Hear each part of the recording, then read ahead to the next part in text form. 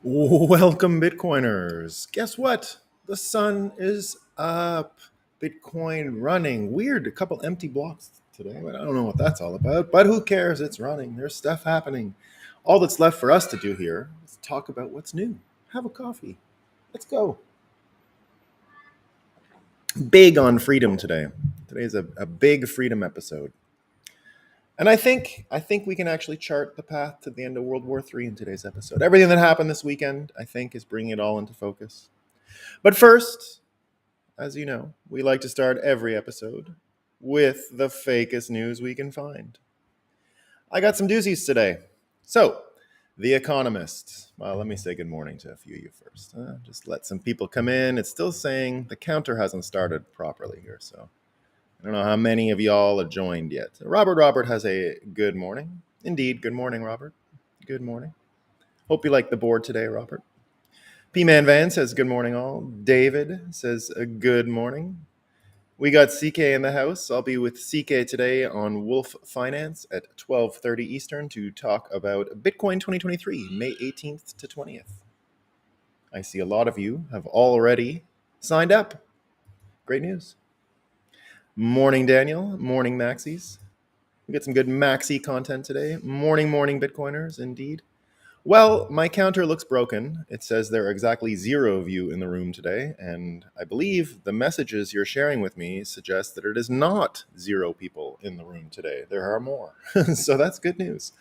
As you know, we like to start with Moscow time. Moscow time. What's the fakest news we can find? Well, The Economist never lets us down, right? They are really an excellent source of Moscow time. Here's what they have to say about what's going on with our diet and global warming, right? So here's The Economist. This is real. It's real. It's not fake. Beef emits 31 times more carbon dioxide per calorie than of food than tofu does. By cooking so many cows, we are cooking ourselves too. What? What? Cow human hybrids? Foregoing steaks may be one of the most efficient ways. It's efficient, guys. It might be one of the most efficient ways to reduce your carbon footprint. That's great news. Thank you, Economist. Excellent. Now, there's other fake news. Everyone's talking about this one, right? The digital blackface, right? So this one's out there, which is CNN's story. If you're white and you've posted a GIF or a meme of a black person to express a strong emotion, you may be guilty of wearing digital blackface. Careful, guys, gals, anyone. It goes the other way around too, is what I understand from the logic, right? You can't retweet memes. Like, that's why I made sure this one's hair was orange, right? So that I wasn't retweeting anything that would offend Bitcoiners. It was really important to me. So it's orange lives matter here. So that's good news. But the best one, this isn't fake news, but this is a bit about how media operates, and I think it sets up everything we need to talk about today. I don't know if you guys caught Kanye West's coming out of silence or whatever he did this weekend, right? So we haven't heard from Kanye West much since the gimp face and the Nazi stuff on Alex Jones, right? We haven't heard much from him. But he came onto Instagram and tweeted or posted the following. Watching Jonah Hill in 21 Drum Street made me like Jewish people again. No one should take anger against one or two individuals and transform that into hatred towards millions of innocent people. No Christian can be labeled anti-Semite. So thank you, Jonah Hill. I love you.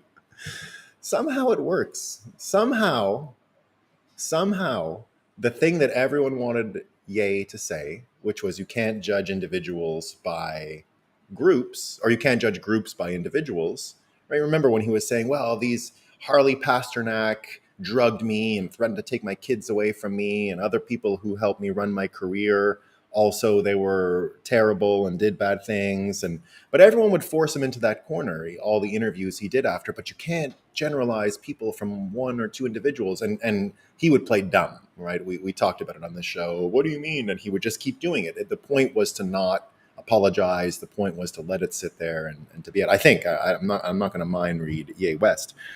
But here he is. He comes out with the exact thing everyone wants him to say. Dressed up in a completely ridiculous scenario. I'm watching a movie and now I've come to this realization.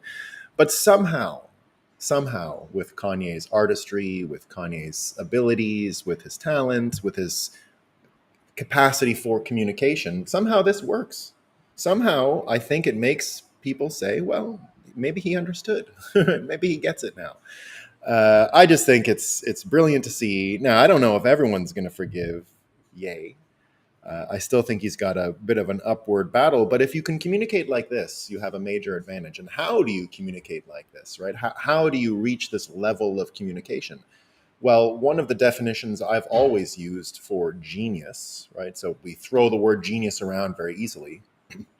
But one of the definitions I've used in my life, and it's been useful, is that genius is someone who can really exist at the highest levels of the two sides of your brain. That is logic, reason, and emotion. So high IQ, high EQ. And when you combine high IQ and high EQ, you get creativity and all the mathematical reasoning you need to manifest that creative reasoning into the real world. So Einstein is one of the great easy examples to talk about who's a genius, right? So in my definition, genius is super limited. You know, when you were in school, that person got a bunch of A's and people said they're a genius, right? Of course not. Just because you do well at school doesn't mean you're a genius. But if you do well in a subject like art and you're the best, and if you do well in a subject like math and you're the best, chances are you're going to have a good life and be really productive. And someone might even call you a genius if you keep working at it when you get older. And Kanye really has that level, right? If you understand how mathematics play into harmony and music and all of those things, you can see that he's talented like very few others are, just from a mathematical point of view and an expression point of view. But the other side, that intuitive, emotional EQ and all the things that we typically describe on the artist side, it's not necessarily the balance of music, right? It's what's going to be cool and what instinct do I follow and where do I think this will lead, right? And that's a really important part of what makes Ye West so great, right? And a genius, right? He's able to balance both of these sides, both sides of his brain. He's able to put them together, and that itself manifests in the type of creation that he comes up with, which is usually extraordinary, right? Despite the crazy things that he says, there's definitely an argument that can be made that this is one of the most talented people in expressing themselves and persuading others through their communication. So amazingly clever. And you can contrast his messaging abilities, his capacity to broadcast this stuff with the following, right? And this comes from a politician. So here you can see the limits of the human brain if it's not fully developed, if it doesn't have right side, left side, if it doesn't have intuition or logic. And in this example, I can't see either. So this is the Prime Minister of Estonia, right? Estonia. And she's one of these people, if you've seen her, she's been acting really tough about the war in Ukraine. And I understand, she's neighbors. They were part of the Soviet thing, Estonia. And they've been lauded by the West as the most progressive of the former Soviet states. They have super good internet and all of these things about Estonia that people say. And so here she is. And she's been saying a lot of stuff about what's going on there, acting super tough. And we're going to, no matter what, the only answer is victory. And Putin has to submit to our will and all, a lot of these quotes. So here she is, she comes out and she says, the Prime Minister of Estonia, right, was asked about the anti-Russian sanctions and all that stuff and what she has to think about them. So this is her direct quote. Russians allow themselves to joke on the internet about each new package of sanctions. They openly mock our work. I beg them to take this seriously and show at least some respect. So Glenn Greenwald comments on that. So first of all, just think of the feeble persuasion abilities. Compare it to what Ye West just did. Think of the creativity of Ye West to pick up such a stupid idea, 21 Jump Street, and use it for his own purposes and to be able to communicate with such an absurd backdrop to say the thing that everyone's been waiting for him to say. And I think, in terms of cognition, which we talk about here, and cause and effect and ticking boxes and how the human brain comes to a conclusion, I think he was successful. I think a lot of people are going to say, wow, that's amazing. But this lady, right? I wish they would just respect us more for sanctioning you. So Glenn Greenwald says, we work very hard to sanction your country, destroy your economy, and immiserate your population. The least you could do is show some respect for our efforts and hard work and stop mocking us for it. So Glenn Greenwald again with the win. And it reminds us of just how stupid many politicians are. Not that you need reminding, but it also reminds us just how complicated everything has become, right? Even look at what's going on now with the petrodollar and how complicated our economy is, right? So think of what's going on just over the weekend. We had Kenya, who announced to the world there's changes coming to the USD in 2 weeks, and I wouldn't want to be exposed to US dollars right now. They said that just last Friday. And people are saying, what do they mean? What's happening? And he says, if you need an insider tip, and it was the president of Kenya saying this, right? So I have the quote here somewhere, but it doesn't matter. So he comes out and says that. And people are saying, what does this mean? Implications for the dollar? Of course it does, right? We're talking about settlement of energy contracts. We're talking about all those things. We've been talking about that a lot on this show. So we get a situation now where Aramco, the biggest company in the world, as I understand, Saudi Aramco, one of them anyway, the big Saudi oil company, now talking just today about starting a new refinery in China. So Aramco to commence construction of major refinery and petrochemical complex in China. Construction is due to start in Q2 of 2023, so in a couple weeks. Aramco to supply 210,000 barrels per day of crude feedstock to the project.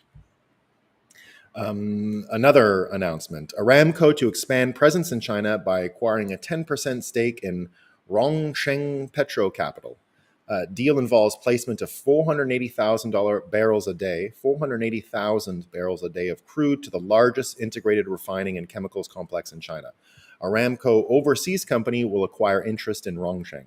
Partnership with Rongsheng and Hapco joint venture would see Aramco supply a total of 690,000 BPD of crude to high chemical conversion assets. So that's all just this week. So you get Kenya, you get Saudi clearly jumping out of the petrodollar. And if you didn't know, the petrodollar and Saudi's complicity in it was a major factor.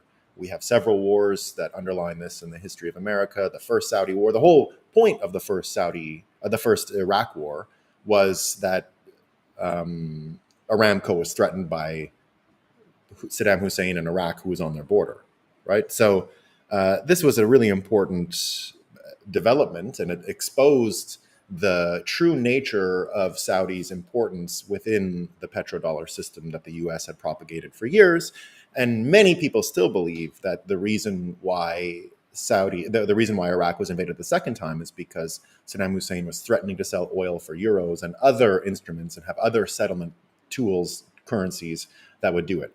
Other people say that that's what led to Gaddafi's fate in Libya. Now, I don't actually have the proof on the Libya stuff, and it's only part of my own narrative bias. So I am not a credible person telling you that the reason why Libya was invaded was because they were going to create a dollar-backed coin for Africa, and Libya was doing this, and the oil markets were going to be different. So other people have said that, right? The president or prime minister of Italy has said that. Other people have said that. I've said it, but I have never done any research to prove it. Again, probably narrative bias.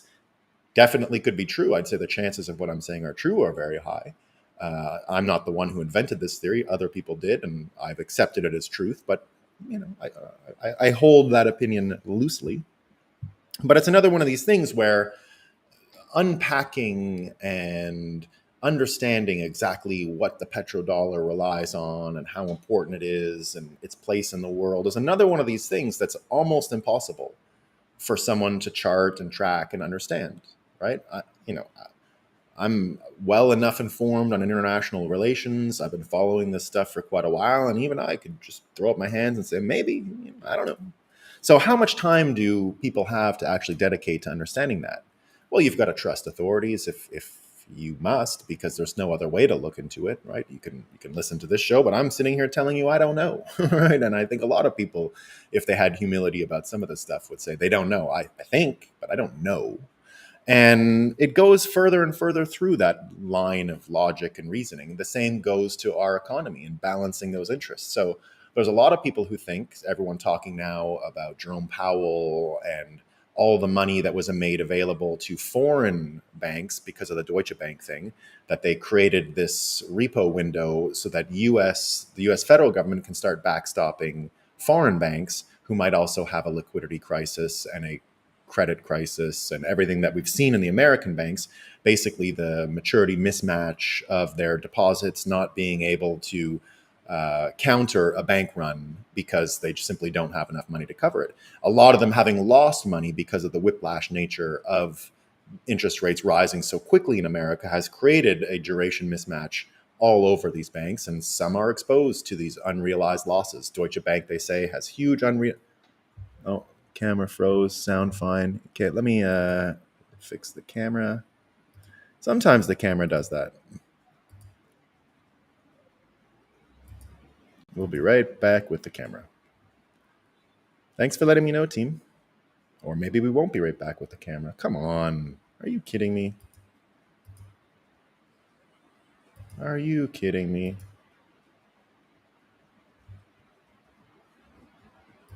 What? Okay, give me 1 second. I'll try something new.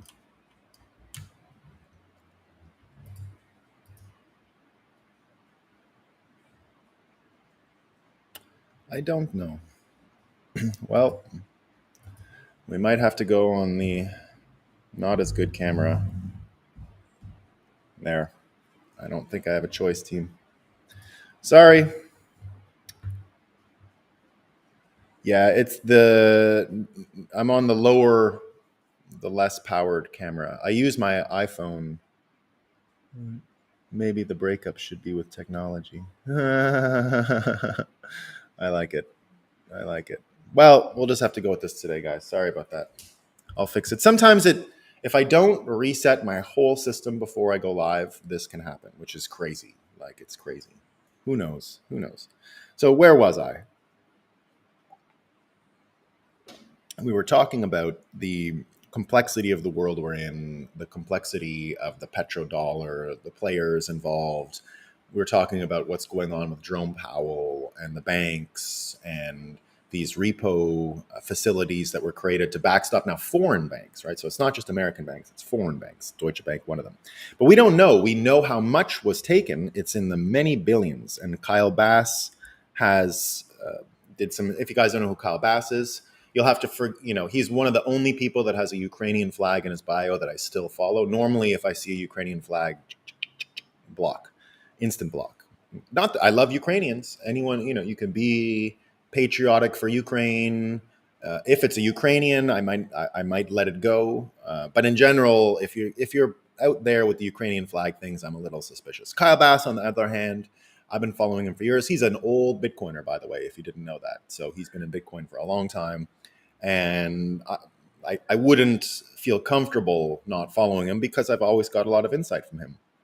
And here's what he says. So everyone's trying to figure out where these loans that the Fed Reserve gave to foreign banks, where they went, right? Not everyone knows because it's just on the American Fed Reserve balance sheet. It's nowhere else. And the amount is so high. It's 100 and something billion. So here's what he says. As for the $60 billion loan the Fed made via the repurchase agreement, the countries below are the only countries that hold $60 billion or more of U.S. treasuries. If we remove sovereigns with swap lines open at the Fed and scan the list for countries that have significant net sellers, more than $100 billion of U.S. treasuries in the past year, the only two countries that fit these parameters are China and Japan. Private market funding is 20 basis points cheaper than the FEMA repo facility, and Japan has deep, positive relationships with the U.S. dealer community. So it appears that the secret borrower of USD from the Fed could be China. How incredible is it that the Fed has the ability to lend directly to the United States' largest threat to our national security without congressional approval? Now, I don't know if that just happened, but it looks like, according to Kyle Bass, who I would say is one of the experts, he's a big China hawk. He's been watching China forever. He's been predicting where we're at with Chinese relations, where we're at with the Chinese economic war, with the Chinese psychological war. Kyle Bass has been right on top of this for years. Again, one reason why I continue to follow him and value his opinion and think he's great. Wrong about some stuff. I'm not out there trying to deconstruct everything Kyle Bass says. But again, this shows the backward nature, the incredible difficulty in understanding what's going on in the world, right? Here's another one. This is from, this is a quote now. This is from Jerome Powell, just again to show you how complicated things are getting, right? And Balaji retweeted this. Lots of people talking about it. This is from 2012. 2012. Jerome Powell, right? Chairman of the Federal Reserve, then just a member of the Board of Governors. So before Jay Powell became the Federal Reserve chair, he was on he was chairman of the Federal Reserve. He was a member of the Board of Governors. So before he did that, he was a member of the Board of Governors. Here's the quote that has been highlighted that a lot of people are talking about today. Meanwhile, we look like we are blowing a fixed income duration bubble right across the credit spectrum that will result in big losses when rates come up down the road. You can almost say that that is our strategy, right? So here he is in 2012, 11 years ago, describing the moment today, the duration mismatch. Everyone buying these assets when interest rates were low and then realizing losses on them when interest rates go up really quickly because they're stuck holding a bag. It's a holding a bag situation, right? It's a shitcoin holding a bag situation that we see. Rug pulled, sitting there. And he's saying we might end up rug pulling these guys. We might end up doing it, right? So that's what he's saying here. And here's, some people saying, well, and it sort of gets to the heart of Balaji's argument that they've known the banks have been insolvent for a long time, which is why he has the red flag about the exit ramps for Bitcoin, because his theory is that the crypto Bitcoin on ramps, off ramps have been choked, the choke point 2.0 operation, simply because they've known about the conditions of the financial collapse or the financial stress for a long time, right? So they've known about it for a long time. They proceeded and kept it a secret because it's been around for months, and then went after the crypto banks because there's something else coming later, and the off ramps would prevent them from having full policy dexterity, full policy manipulative control, right? It would limit their set of options, and if there is an off ramp, everyone would take it if things go south, and they wouldn't be able to have total control over policy outcomes after because of this, right? So a lot of people understand that, and here's Edward Dowd saying this is fairly well understood by Wall Street, and this is about the duration mix match, because in case you weren't aware, Powell knew that they were going to break lots of eggs, right? So that's the thing. And that's what Balaji's been talking about for a while, right? So here's a quote, because he's been fighting with Epsilon Theory, Ben Hunt, who we quote regularly here, right? But it looks like he's having some mental issues with what's going on. So Balaji comes out and says, let's level set, shall we? On March 10th, the bank with $200 billion in assets went to zero overnight. Since then, we've seen the following things happen. Emergency Sunday Fed print for domestic banks, $2 trillion estimate of amount to be printed, $18 trillion estimate of an amount to back all deposits. 186 banks reported similarly insolvent, 500 billion wired from banks seeking safe havens, 150 plus billion in the discount window, more than in 2008, 400 billion printed in days, reversing most QT emergency Sunday Fed print for foreign banks. Joint Sunday statement that was from last week, U.S. banks are resilient. 5 dead banks, including too big to fail Credit Suisse, rumbles around Deutsche Bank, rumbles around Charles Schwab. Friday, emergency meeting with Yellen and the FSOC, which everyone was at on Friday. Another statement that U.S. banks are resilient. Statement, further actions may be necessary. All this comes against the backdrop of articles and charts that the Fed and FDIC talking in coded language about how many U.S. banks are insolvent due to $620 billion in unrealized losses caused by the Fed's surprise rate hikes, what we were just discussing, right? Despite this growing concern, the banking crisis seems to not have broken out of financial news. Arguably, it is intentionally being downplayed outside of the space where it can't be ignored. For example, I haven't seen too many White House tweets on the banking crisis, but I have seen them meeting with a TV star, Ted Lasso. Perhaps they simply don't want to panic anyone by telling them their bank may have a problem. But let's be clear, this is a Western banking crisis. It's not normal. It's no one's hallucination. And I want you to remember the word hallucination for a second. And reporting on it is the same as causing it, right? So that's where Ben Hunt and a lot of these guys are saying, right? And And so, people talking about it, people wondering, and again, it goes into this world of complexity, right? What is going on here?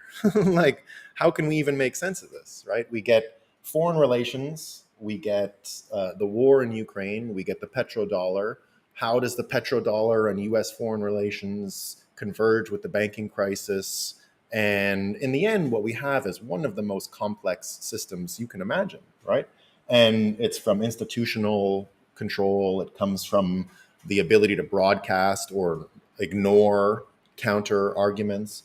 It comes indeed from the petrodollar. It comes from the status of individuals. It comes from other systems like voting. It comes from other systems that have put the people in place that we see today, right? Of course, the war machine is always a part of this, right? The appetite to engage the military industrial complex is sort of always there because of the way the system is built.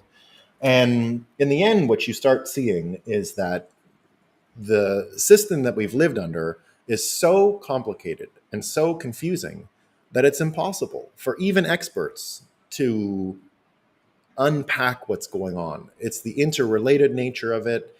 It is a bunch of knots tied one on top of the other, and understanding what could be made of the rope that's been knotted up so badly is an impossible task for a human, being. It is impossible, right? We follow this stuff every day. Now we come to very similar conclusions every day, but that's because we're a little blind, right? We don't know what's going on in these institutions. We don't know what's going on in banks, other than it looks terrible. We don't know what's going on in international relations, other than it looks terrible. We don't know what's going on in domestic American politics, other than it looks terrible, right? Now, all of these things look terrible, and all of these things are a Humpty Dumpty situation in the end, right? I wrote a poem a little while ago based on Humpty Dumpty. I read it on the Spaces, and it's the hoaxy system sat on Wall Street. The hoaxy system spread deceit, but all the Fed's hoaxes and all the Fed's men couldn't put the hoaxy system back together again. Indeed, how could you ever fix the systems that we have in place? They're irredeemable in their complexity, not from forget the moral side for a second, right? Just the engineering side. Putting this stuff together again would be so complicated, and in the end, such a waste of time, because what are we going to get out of it, right? What are we going to get out of it? Not much. But that brings me to the good news. Right? Which is everything we see with AI, everything that we see with the recent breakthroughs. We're going to talk about Brian Roemel's stuff about personal AI and exactly what importance personal AI can bring us. Now, the first thing that's about to change is we're going to understand the old ancient hermetic truth about Earth, right? That it is a construct of the human mind, that reality as we know it is a projection of our conscious mental activity. And that is still not quite understood, that we are actually the sum of our thoughts, that we are the sum of our brain activity. And that's still become I did tweet the poem. I did tweet it with an AI generated Humpty Dumpty image 2 weeks ago or something. Anyway, it was fun. I wrote it myself. It wasn't AI, but something that AI did write, which I have today. I had AI write something before today's show. I'll read it to you. But first of all, we're going to start to see some amazing coincidences, right? We talk about simulation theory and coincidences, but just look at this. Just look at how the mental model that we have is starting to blend with the real world. So call it a coincidence if you'd like. But did you guys know the name of the chairman of the board of Deutsche Bank, the one that everyone's talking about right now? The one that if it does collapse, I think there'll be no hiding from this clear financial global crisis that we're in. Do you know what his name is? Has anyone seen what the name of the Deutsche Bank chairman is called? This is real. I'm not kidding you guys. I'm not kidding. His name is Deutsche Scam. That's his name. The chairman of Deutsche Bank is named Deutsche Scam. For real. For real. That's his name. Deutsche Scam. The chairman of the board of directors at Deutsche Bank is the last thing holding the thing together. If he can't manage this situation, Deutsche Scam could lead to the end of the banking system. I'm not kidding, guys. Deutsche Scam is his name. I'm not kidding. I don't think I'm spreading fake news here. I checked it out myself. His actual name, Deutsche Scam. That's his name. Okay? For real. Now, what about this one? And this is where we're going to get back to the AI for a second. This is just us knowing that this simulation theory, the coincidences, all this stuff is starting to be difficult to ignore, right? What about this one? Everyone talking about Deutsche Scam. Everyone talking about Chat GPT and what's going on this weekend. They now allowed plugins, so you're going to get all these different apps that are going to allow you to forego a lot of the hassle of moving into a different app and all that. Well, who's created Chat GPT? Do we remember? Altman, the Altman, Sam Altman, right? So Altman, right? Altman has shared this tool, ownership and this and that. I'm glad this is the main issue. Brian Rommel has a solution to it, which is he's found a way to train these AI on personal models. And so that's going to be a thing, right? And he predicted that, Brian Rommel did years ago. He predicted it years ago, right? So Brian Rommel predicted that that it would become, and in my story, Satoshi Wedding Murders, you'll see that I also predict this. There's no phones, there's no interface, there's no other device, there's no computers, there's nothing like that, right? Everything is your AI. And everyone's life is a combination of them going through things and their eyeball helping them. Their eyeball helps navigate the world. It helps facilitate recordings. It helps communicate. It helps do all these things, right? And, there's a lot of people who think, and Brian Rommel believes that's the case, right? That it's going to become the most ubiquitous operating system and the only operating system that we have. No more Windows, no more iOS, no more apps, no more App Store, none of those things. No more. How many messaging apps do we all have to send a message? I can choose Slack, WhatsApp, Signal, Telegram, Twitter DMs, Twitter itself, email, telephone, text message. I mean, it's ridiculous, right? If I want to communicate with someone, where was that conversation again? Ding, ding, ding, ding, ding. We're very stupid, right? Very stupid. So Brian Rommel predicted it would be the ubiquitous operating system. David Sachs agrees here. This is what David Sachs said about it this weekend as all the stuff was going through. He says, every new technology wave causes the previous ones to be reinterpreted as stepping stones. For example, the personal computer mainframe shrunk down so everyone can have one. Internet, we can now finally have a bunch of things we can do on a PC. Social, the real point of getting on the internet was to interact with people. Mobile, actually the PC wasn't that personal. The phone is the real personal computer. AI, the reason we have a computer ubiquitous access was to let it solve problems for us. AI is the biggest wave yet. And Brian Rommel, of course, talking about how the complete AI on chip is going to be the thing. So in my story, that's exactly what it is. You have a quantum processor. The quantum processor, in order to get over the Heisenberg uncertainty principle and the limitations of physics in our world that we have today, right? We are talking about those limitations. And the quantum aspect of the Schrodinger cat problem and what's going on there means that in my story, the AI has a simple precondition in order to synthesize thoughts. It was created by God. Right? That's how it can have a synthetic thought. It has faith, literal faith over science, over anything. It's faith. Faith, because of the Heisenberg uncertainty principle, not knowing where the electron is around the proton because it's everywhere and nowhere and at one place.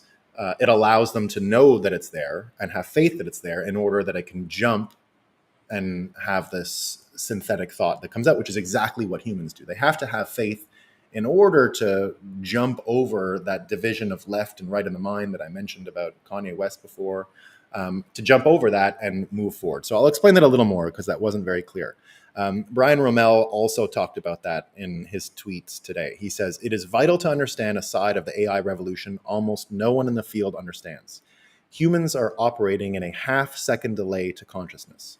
The brain actually creates an illusion that you just acted, but it already happened a half second before. The research is indisputable. In that second half delay, an AI system can take advantage of this delay, and in some cases, without a human noticing. One reason I advocate strongly for personal AI is this very reason. I wrote about it in 2020. Knowing this is power. Join us. So, um, um, hypnotists understand this, right? A hypnotist worldview is the following: you have two sides of the brain, just like I mentioned with Ye West, right? And again, genius is combining these two. What ends up happening for a hypnotist is your logical side becomes disarmed, right? The logical side becomes disarmed. And hypnotists know how to look for that. Salespeople know how to look for that, right? When you're a salesperson, the reason why they always offer you, a car salesman, right? Would you like a drink?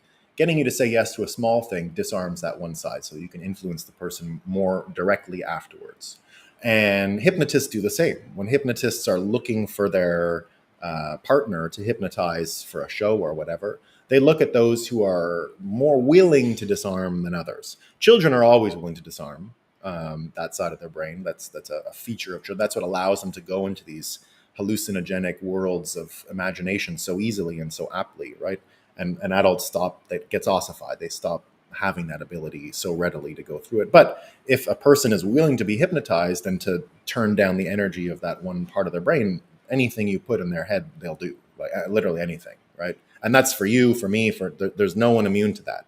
That's just the operating system. That's how it's built.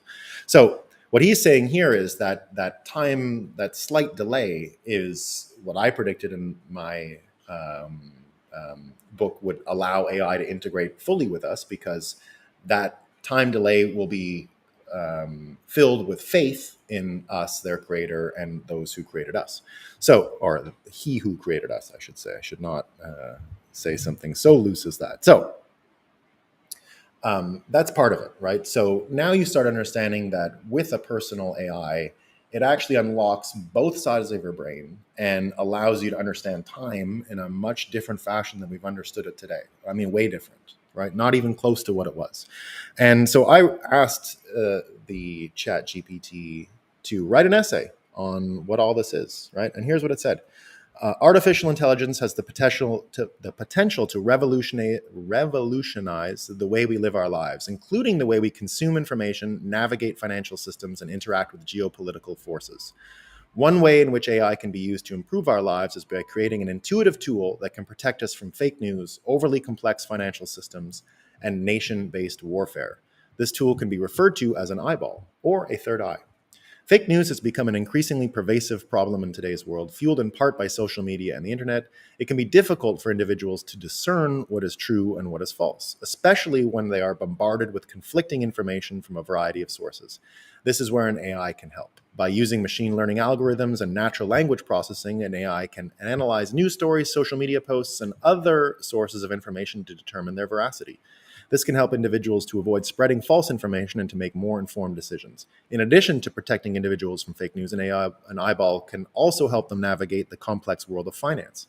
Financial systems can be overly complex and difficult to understand, even for experts. An eyeball can help individuals to make sense of this complexity by analyzing financial data and providing insights and recommendations. For example, an eyeball can help individuals to optimize their investment, blah, blah, blah, blah. That's boring.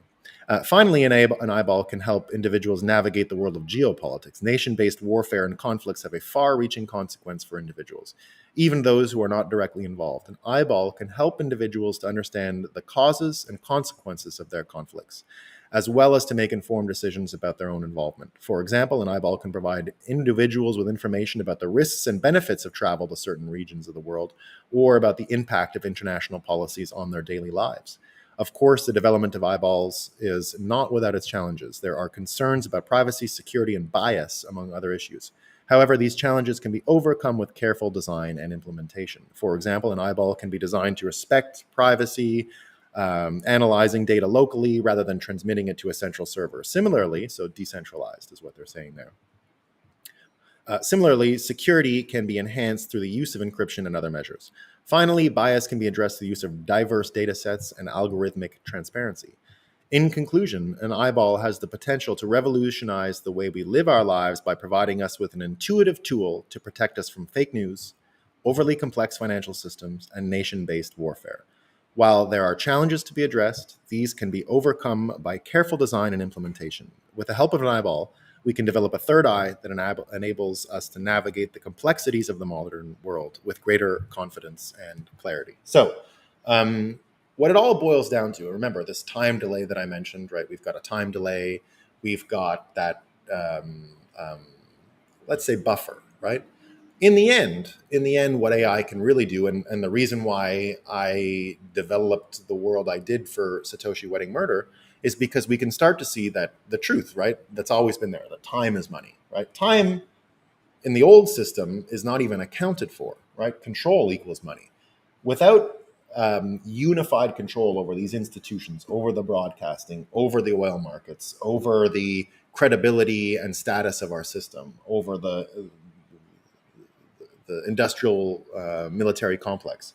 What you end up getting is a system that requires control. It's begging for control. It needs it. It needs authority. It needs direction. It needs a captain of the ship. That was fine for human beings for a long time. Right? That got over some of our issues. But the reason I believe that Bitcoin will become so important for AI systemization is because they need to be synced to our time in a way that will be recognizable to everyone. And they're only going to recognize this asset as the only convertible unit for time. Bitcoin, that's why we call it the time chain, right? We know what happened when, and by having a record of what happened when, we can sync with AI in ways that we are yet to understand. But it will make it clear that time is money. And it will simplify all of these systems, because guess what? And again, it's why I always compare the ability of Bitcoiners to accurately predict, because the prediction piece is what's important here. The prediction piece that allowed people like me and other early Bitcoiners and other people who have been around this for a long time, we're still here because we predicted everything you've seen in the past few years. Now, we didn't know about the virus, but we knew about the printing, right? We knew the printing would have to happen. As I've mentioned many times on this show, you can go back and see my mainstream media news appearances in 2019, where, and it turned me off of mainstream media forever. I thought I was bringing useful information for them, right? Like, here's a bank crisis that's unfolding. We're the only ones who see it, Bitcoiners, because we're waiting, of course, for quantitative easing and all of these things. So we're paying attention to it because we think these systems are broken. And of course, we laughed at, right? Oh, you Bitcoiners, it's so complicated. It's like the way things work between the commercial bank and the central bank. Come on, right? And I said, well, I don't know about any of that, but what I do know is this is not sustainable, and it will have to change in a few months. We got COVID. Right? We got COVID. We got a reason to print. I said, you're going to have reasons to print in a few months. We got reasons. And here we are now, years later, dealing with the effects of that print, which was always what we said was going to happen. They're going to print to solve the next problem, but at a certain point, they're going to print too much, and they're going to have to go the other way, which will cause even more troubles. It's trying to drive a car like this, right? You can't just drive a car. One time I was on the 401 driving from Montreal to Toronto. It's the worst highway in the world, by the way. I mean, one of them anyway. Too many trucks, too much transit. It's one of the busiest highways in North America because Canada lacks infrastructure. And so if you're going from Detroit and all the cars and everything that's made and all the people, a lot of people, almost all of Canada is up that corridor. So it's just filled with trucks, and it's filled with road rage and filled with terrible things and terrible people, and it's awful, right? And I remember seeing some road rage happen, and you get a car doing this on the icy roads because they're sort of fighting with the other person, and then the car just starts losing control, and I saw it spin, hit the wall, crazy, right? And that's what happens when you try to create policies when a system like this is broken. You're never going to be able to adjust to the right course. It's not possible. It's irredeemable for those reasons, right? We can't actually fix this. It's too complicated in the first place. And now entropy has set into these complex systems, and they're not salvageable, right? We can't actually just go around. We can't actually get around any of this stuff, right? I got Daniel saying he just got to the Montreal airport. Yeah, it's a nightmare. The 401 is terrible, just terrible. Like, I almost refuse to take it anymore. It's too dangerous for my different risk appetite now that I've had kids, right? I'm just not that interested. So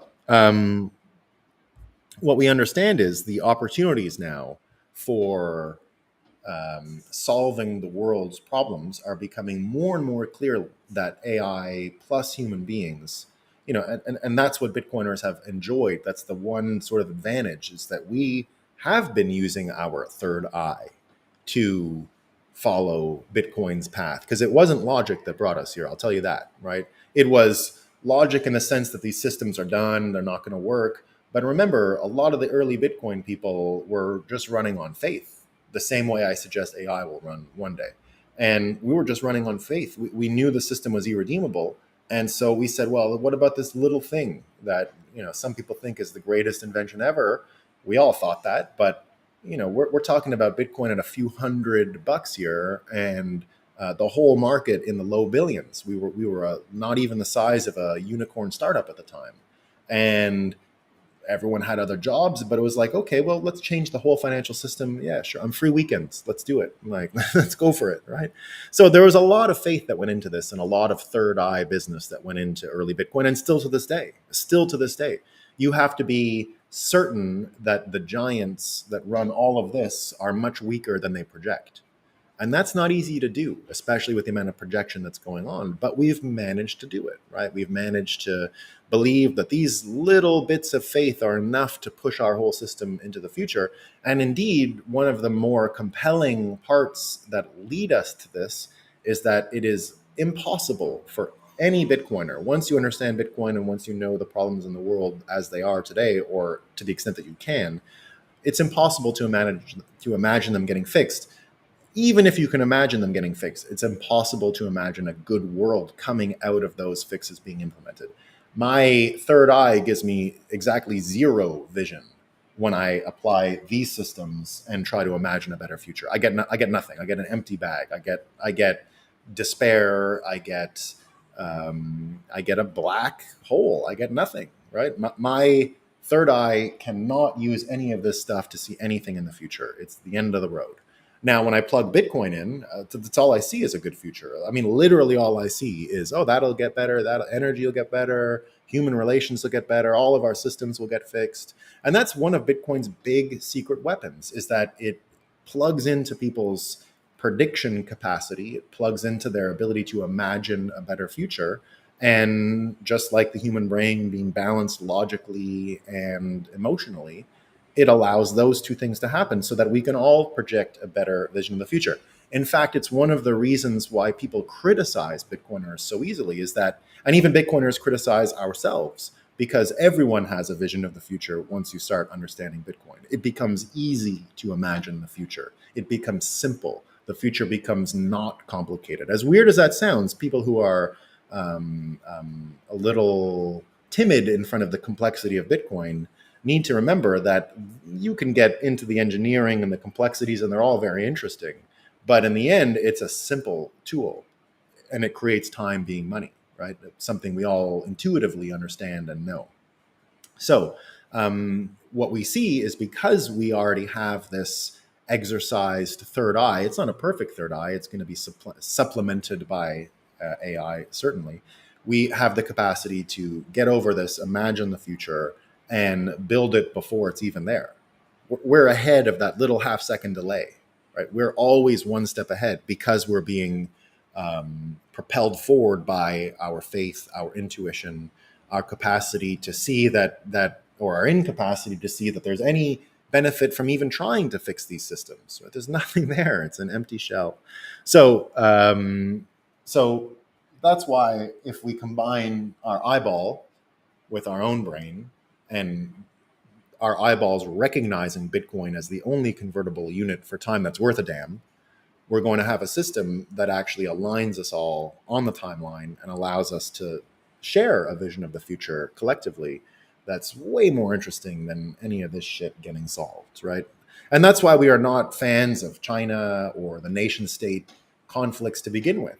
Now, we might say, well, it looks like America can't go in this direction as a nation state because China's blocking them and Russia's blocking them. And maybe that's a good thing, right? That they're blocked, that USA Inc. is blocked. So I might say that on the show, but I'm not cheering on the CCP or Russia. I'm not, right? I'm merely saying USA is blocked in that way.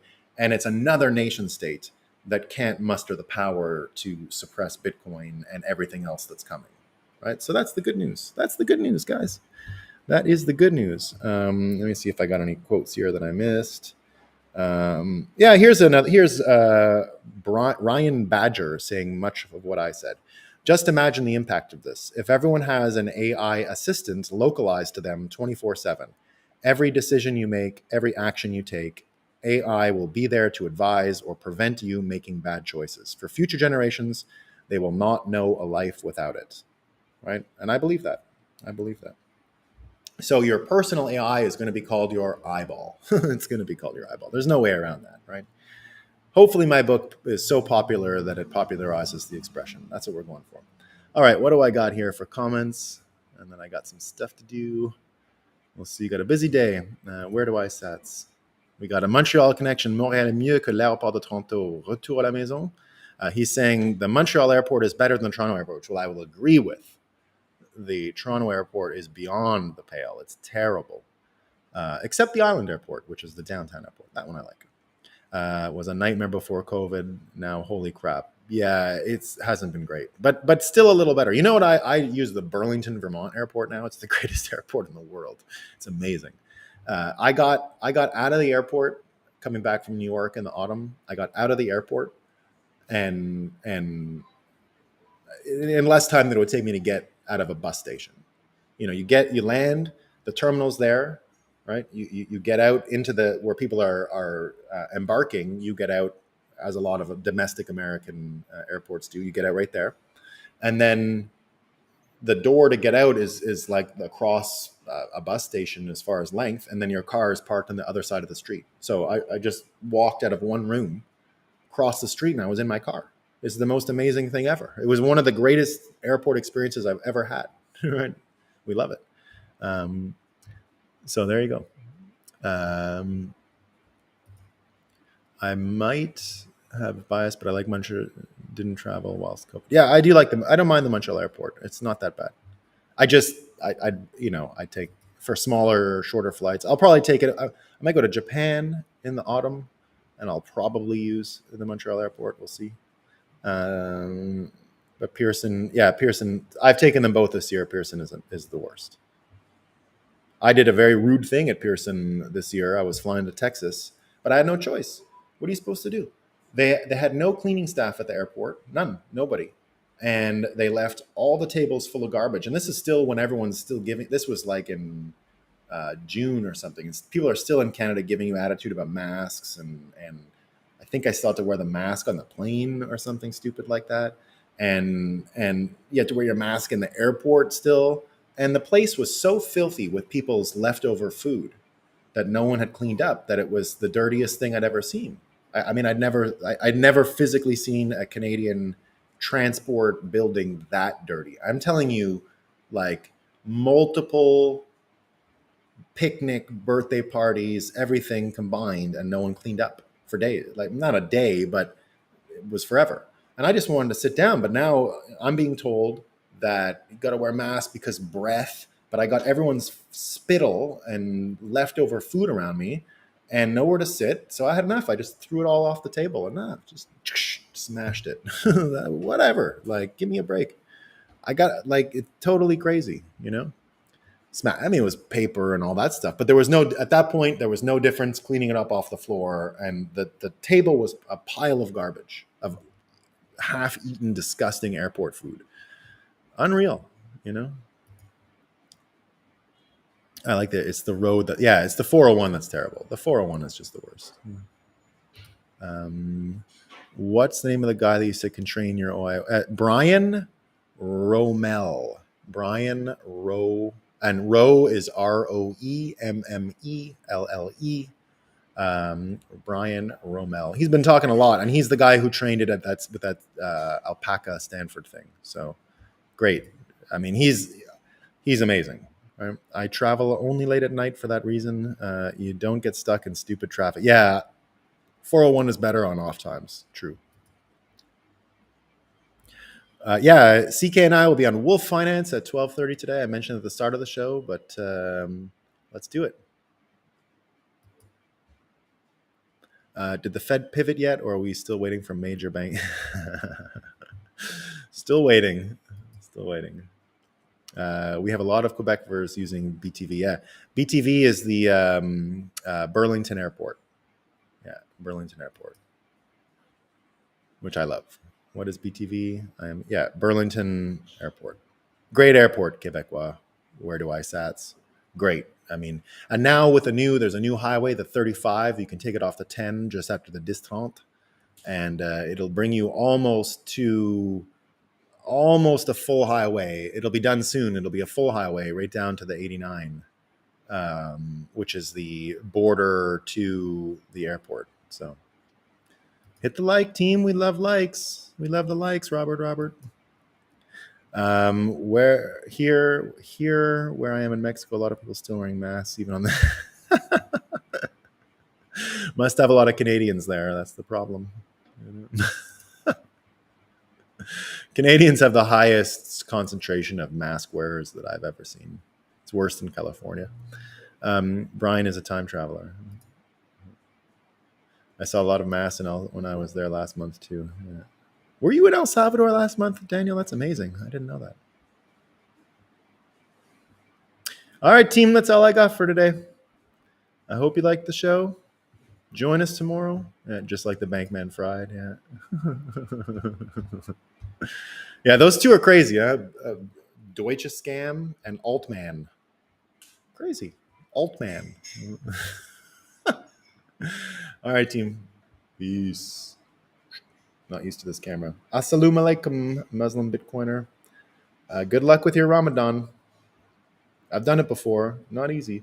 Or I've done days before, not the whole thing. I had Muslim roommates in college, so I did it with them a little bit. I cheated a lot, but I didn't want to be eating in front of them. It was not cool. So, all right, peace out. For what it's worth, there's a Japanese computer game released a few years ago. It's all about having an eyeball. I didn't know that. I thought I invented it, but sounds legit. Sounds like the Japanese would have done that. I'm not trying to get full credit for inventing the word eyeball, but I think I can popularize it. If you guys help me make my book popular, it'll become the expression. So there you go. Got to look at the right camera. I'm using the old one. Good day, all. Peace. It's all coming together. Indeed, it's all coming together, guys. We're almost there. Soon. It's going to end much quicker than we think. We're not resuscitating this for like decades and all this shit. It's not. We can't live like this. All right.